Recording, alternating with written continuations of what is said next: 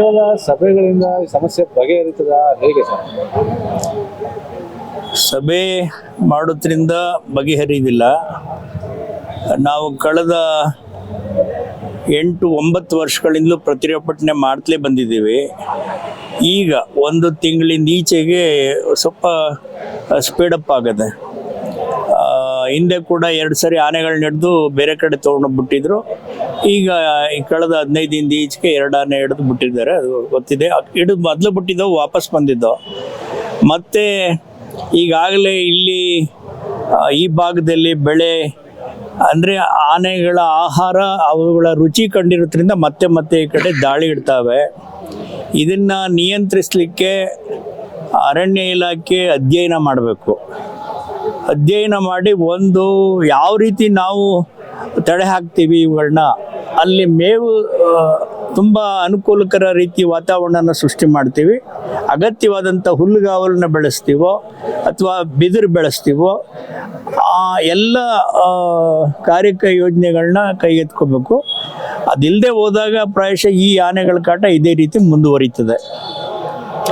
ಆಮೇಲೆ ಹಿಡಿದ ಆನೆಗಳನ್ನ ಯಾರಾದರೂ ಈಗ ಅಥವಾ ಯಾರಾದರೂ ದತ್ತು ತಗೊಂಡು ಇವೆಲ್ಲ ಇಲ್ಲೇ ಕ್ಯಾಂಪ್ ಮಾಡಿ ಅವರಿಂದ ಅವುಗಳನ್ನ ಪ್ರೊಟೆಕ್ಟ್ ಮಾಡಿಕೊಂಡು ಅವುಗಳ ಜೀವಿತಾವಧಿಗೆ ಬೇಕಾದಂಥ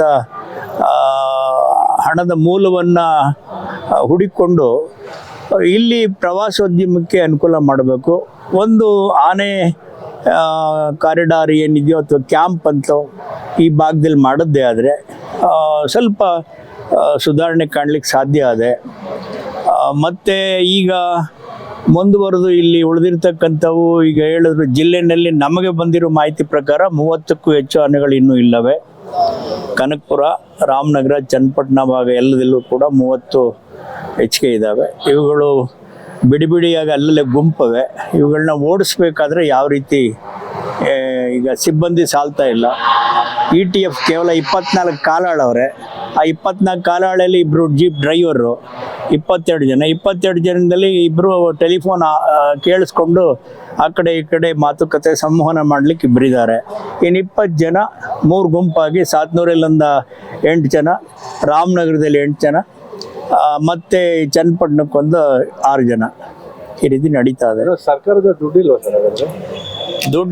ದುಡ್ಡಿರೋದು ಇಲ್ಲಿ ಇದರ ಆನೆಗಳಿಂದ ಉಂಟಾಗಿರ್ತಕ್ಕಂಥ ಒಂದು ಅಸುರಕ್ಷತೆ ಬಗ್ಗೆ ಇಲಾಖೆ ಜವಾಬ್ದಾರಿ ಹೊತ್ಕೋಬೇಕು. ಅರಣ್ಯ ಭವನ ಕೇವಲ ಬೇರೆ ಬೇರೆ ಕಾರಣಕ್ಕೆ ರಾರಾಜಿಸೋದಲ್ಲ, ಅದು ಅರಣ್ಯ ಸಚಿವರು ವಾಸ್ತವವಾಗಿ ಅರ್ಥ ಮಾಡ್ಕೊಳ್ಳಿಕ್ಕೆ ಈ ಭಾಗದಲ್ಲಿ ಏನು ಬಾಧೆಗಳನ್ನು ರೈತರು ಅನುಭವಿಸ್ತಿದ್ದಾರೋ ಅದನ್ನು ಗ್ರಹಿಸಲಿಕ್ಕೆ ಭೇಟಿ ಕೊಡಬೇಕು. ಸಚಿವರಾದ ಮಾರನೇ ದಿನವೇ ಈ ಕಡೆ ಬರ್ತಾರೆ, ರೈತರ ಜೊತೆ ಮಾತುಕತೆ ಇಲ್ಲ, ಹೆದ್ದಾರಿನಲ್ಲಿ ಬಂದು ಜಿಲ್ಲಾ ಹೆದ್ದಾರಿನಲ್ಲಿ ಹೊರಟೋಗ್ತಾರೆ. ಅದಾಗಬಾರ್ದು. Okay sir, thank you.